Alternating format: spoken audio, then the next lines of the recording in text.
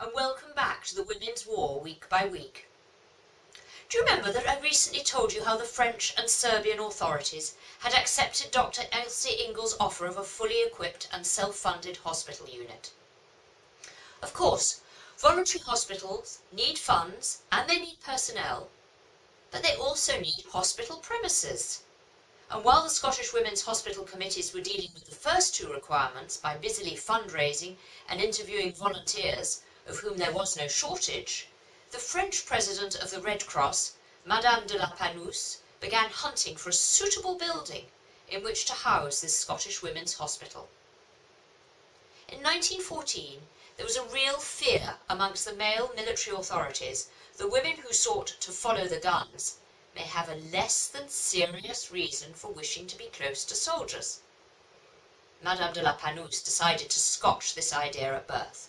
She stressed that she was looking for premises for dames très sérieuses, very serious ladies.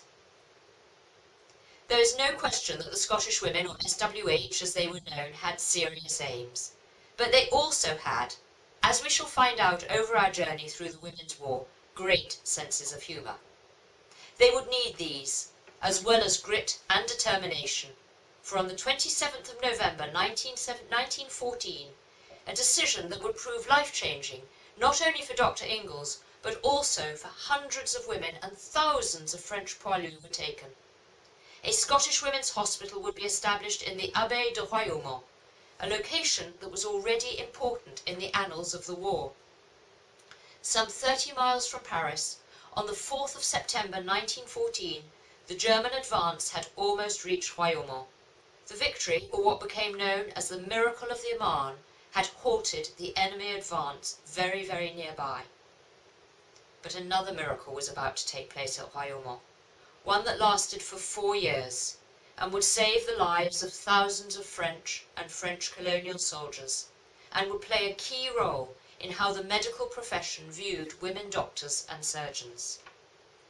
However, the first miracle that had to be performed was a more mundane one, simply readying the Abbé to receive its patients. It was, and indeed it still is, stunningly beautiful. But despite the SWH having been assured that the Abbé was a fine house with ample accommodation, good drainage and water supply, this, like most estate agents' particulars, was somewhat misleading. Author and ardent supporter of women's suffrage Cicely Hamilton commented that the Abbé in all its magnificence was ours, but, she goes on to add, it does not offer us very much more than magnificence. Come back soon to find out what the Abbé was in fact like.